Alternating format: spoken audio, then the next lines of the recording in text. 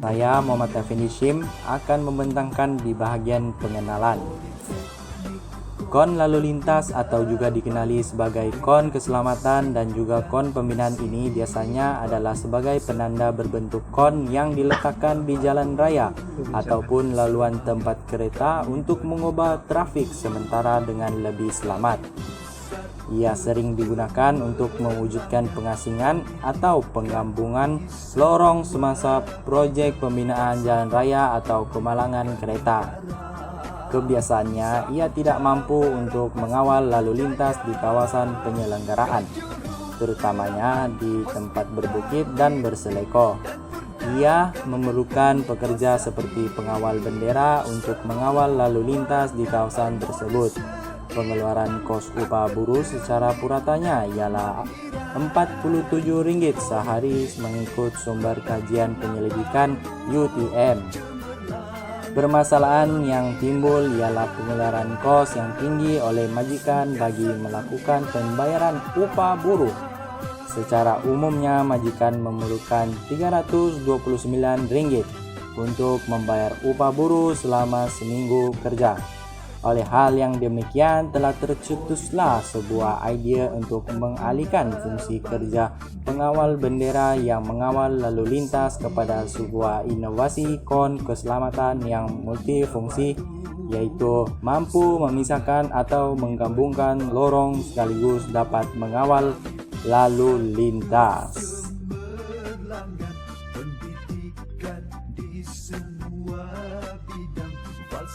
Kontraktor pada masa kini lebih banyak melakukan kerja pembaik pulih jalan raya di waktu siang, tetapi tidak dapat melaksanakan dengan cepat kerana terlalu banyak kenderaan menggunakan jalan raya. Disebabkan ini, syarikat terpaksa membayar pekerja buruh sebagai pengawal bendera untuk isyarat pergerakan secara bergilir-gilir. Keadaan cuaca juga adalah salah satu masalah untuk pekerja buruh melakukan kerja mereka, seperti hujan yang lebat. Hal ini demikian, kami mencipta produk kon keselamatan yaitu Unicon untuk bertujuan mengurangkan kos, tenaga dan kos-kos yang lain. Oke, seterusnya saya akan terangkan pasal objektif. Objektif pertama kami adalah mereka bentuk dan menghasilkan Unicon. Objektif seterusnya adalah membuat perbandingan kos antara pengawal bendera dan Unicon. Dan objektif yang terakhir adalah mengukur jarak kebolehliatan kon oleh mata pemandu dengan kelajuan 60 km/h.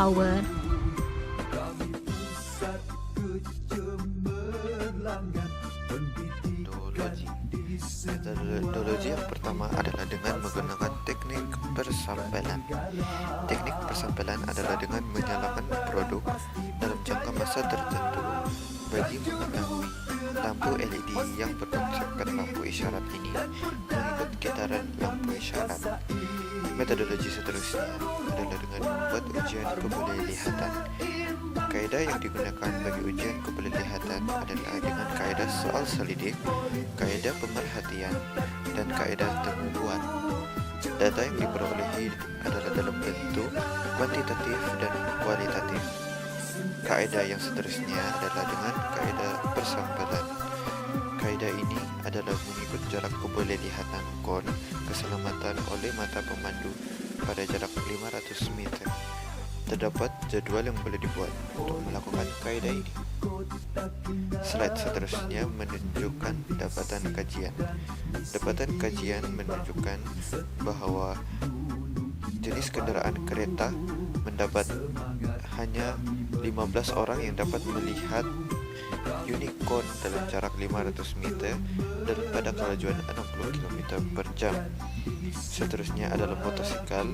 Hanya 10 buah motosikal yang dapat melihat kon dalam kelajuan 60 km per jam dan pada jarak 500 meter.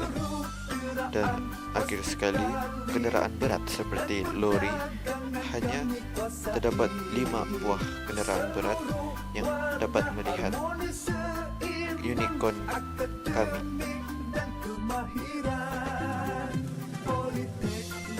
Perbincangan dan pencadangan.